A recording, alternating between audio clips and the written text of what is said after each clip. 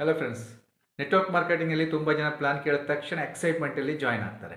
ಆದರೆ ಮರು ದಿವಸದಿಂದ ಫೋನ್ ರಿಸೀವ್ ಮಾಡಲ್ಲ. ಏನೋ ಉದ್ದೇಶ ಇಟ್ಕೊಂಡು ಎಸ್ ನಾನು ಮಾಡ್ತಾ ಅಂತ ಹೇಳಿರ್ತಾರೆ, ಆದರೆ ಕಾಂಟ್ಯಾಕ್ಟ್ ಲಿಸ್ಟ್ ಮಾಡೋದು ಸಿಗಲ್ಲ, ಇನ್ವಿಟೇಷನ್ ಸಿಗಲ್ಲ, ವರ್ಕೇ ಮಾಡಲ್ಲ. ಇದು ಯಾಕೆ ಹೀಗೆ ಆಗ್ತಾ ಇದೆ?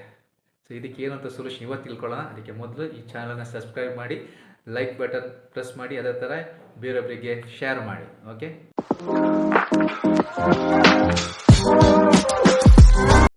ಹಲೋ ಫ್ರೆಂಡ್ಸ್, ನೆಟ್ವರ್ಕ್ ಮಾರ್ಕೆಟಿಂಗ್ನಲ್ಲಿ ತುಂಬ ಜನ ಪ್ಲಾನ್ ಕೇಳಿದ ತಕ್ಷಣ ಜಾಯ್ನ್ ಆಗ್ತಾರೆ. ಎಸ್, ತುಂಬ ಖುಷಿ ಆಗುತ್ತೆ ಅವರಿಗೆ. ಖುಷಿ ಆಗಿಬಿಟ್ಟು ಎಸ್ ಇದು ನನ್ನ ಲೈಫಿಗೆ ಬೇಕು, ಇದರಿಂದ ನನ್ನ ಡ್ರೀಮ್ಸನ್ನು ಫುಲ್ಫಿಲ್ ಮಾಡ್ಕೋಬೋದು, ನನ್ನ ಮಕ್ಕಳಿಗೆ ಒಳ್ಳೆಯ ಒಂದು ಲೈಫನ್ನು ಕೊಡ್ಬೋದು, ಈ ಎಲ್ಲ ಉದ್ದೇಶ ಇಟ್ಕೊಂಡು ಮುಂದೆ ಬರ್ತಾರೆ.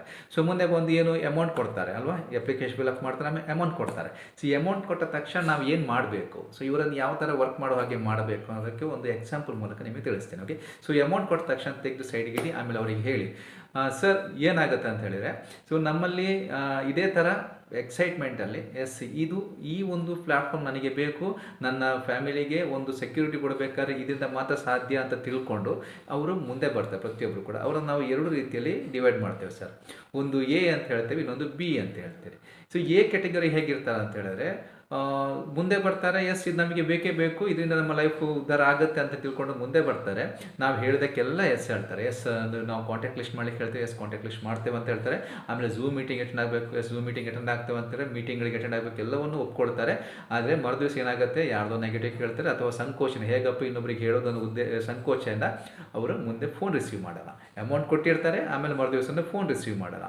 ಕಾರಣಗಳನ್ನು ಹೇಳ್ತಾ ಮುಂದೆ ಹಾಕ್ತಾರೆ, ನಾಳೆ ನೋಡೋಣ ಅಂತೇಳಿ ಮುಂದೆ ಹಾಕ್ತಾರೆ. ಓಕೆ, ಸೊ ಇವರು ಎ ಕ್ಯಾಟಗರಿ. ಇನ್ನೊಂದು ಕ್ಯಾಟಗರಿ ಇದೆ ಬಿ ಕ್ಯಾಟಗರಿ. ಈ ಬಿ ಕ್ಯಾಟಗರಿ ಅವರು ಹೇಗಿರ್ತಾರೆ ಅಂತ ಹೇಳಿದ್ರೆ, ಸೇಮ್ ಅವರಿಗೂ ಈ ಬಿಸ್ನೆಸ್ ಪ್ಲಾನ್ ನೋಡೋದು ತುಂಬ ಖುಷಿ ಆಗುತ್ತೆ. ಎಸ್ ಇದು ನನಗೆ ಬೇಕು, ನನ್ನ ಮಕ್ಕಳ ಭವಿಷ್ಯ ಇಲ್ಲಿ ರೂಪಿಸ್ಕೊಳ್ಬೋದು, ನನ್ನ ಡ್ರೀಮನ್ನು ಫುಲ್ಫಿಲ್ ಮಾಡ್ಕೋಬೋದು, ಒಂದು 5 ವರ್ಷ ನನ್ನ ಲೈಫನ್ನು ಸೆಟ್ಲ್ ಮಾಡ್ಕೋಬೋದು ಉದ್ದೇಶದಿಂದ ಅಪ್ಲಿಕೇಶನ್ ಫಿಲ್ಅಪ್ ಮಾಡ್ತಾರೆ, ಅಮೌಂಟ್ ಕೊಡ್ತಾರೆ. ಸೊ ಇವರು ಹೇಗಿರ್ತಾರೆ, ಸೊ ನಾವು ಹೇಳೋದಕ್ಕೆ ಇವರು ಕೂಡ ಎಸ್ ನಾನು ಮಾಡ್ತೀನಿ, ನಾನು ಮೀಟಿಂಗ್ ಅಟೆಂಡ್ ಆಗ್ತೀನಿ, ಕಾಂಟ್ಯಾಕ್ಟ್ ಲಿಸ್ಟ್ ಮಾಡ್ತೀನಿ, ನೀವು ಹೇಳಿದಾಗ ಕೇಳ್ತೀನಿ ಅಂತ ಹೇಳ್ಕೊಂಡು ಮುಂದೆ ಬರ್ತಾರೆ. ಮರು ದಿವಸ ಫೋನ್ ರಿಸೀವ್ ಮಾಡ್ತಾರೆ, ನಾವು ಹೇಳಿದಾಗೆ ವರ್ಕ್ ಮಾಡ್ತಾ ಹೋಗ್ತಾರೆ. ಎಲ್ಲದಕ್ಕೂ ಮೀಟಿಂಗ್ಗಳಿಗೆ ಹಾಜರಾಗ್ತಾರೆ, ಝೂಮ್ ಮೀಟಿಂಗ್ ಹಾಜರಾಗ್ತಾರೆ, ನಾವು ಏನು ಹೇಳ್ತೀವೋ ಅದೇ ಥರ ಕೇಳ್ತಾರೆ.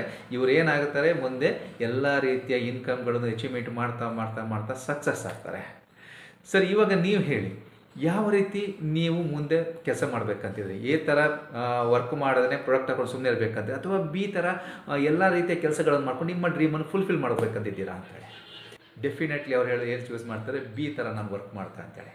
ಇಲ್ಲಿಗೆ ನಿಮಗೆ ಅರ್ಧ ಕೆಲಸ ಮುಗ್ದ ಹಾಗೆ. ಅವ್ರ ಜೊತೆ ನೀವು ಕಾಂಟ್ಯಾಕ್ಟ್ ಲಿಸ್ಟ್ ಮಾಡ್ಬೋದು, ಅವರನ್ನು ನೀವು ವರ್ಕ್ ಮಾಡಲಿಕ್ಕೆ ನೀವು ಒಂದು ಮೈಂಡ್ ಸೆಟ್ ಮಾಡ್ಬೋದು. ಓಕೆ, ಸೊ ಈ ರೀತಿಯಾಗಿ ನಾವು ಒಬ್ಬ ವ್ಯಕ್ತಿಯನ್ನು ಕರ್ಕೊಂಬರ್ತೀವಲ್ಲ, ಅವ್ರಿಗೆ ಈ ಥರ ಮೈಂಡ್ ಸೆಟ್ ಮಾಡಿದರೆ ನಮ್ಮ ಒಂದು ಟೀಮ್ ಬಿಲ್ಡ್ ಮಾಡಲಿಕ್ಕೆ ನಮಗೆ ಹೆಲ್ಪ್ ಆಗುತ್ತೆ. ಓಕೆ, ಅರ್ಥ ಆಯ್ತಲ್ಲ? Thank you.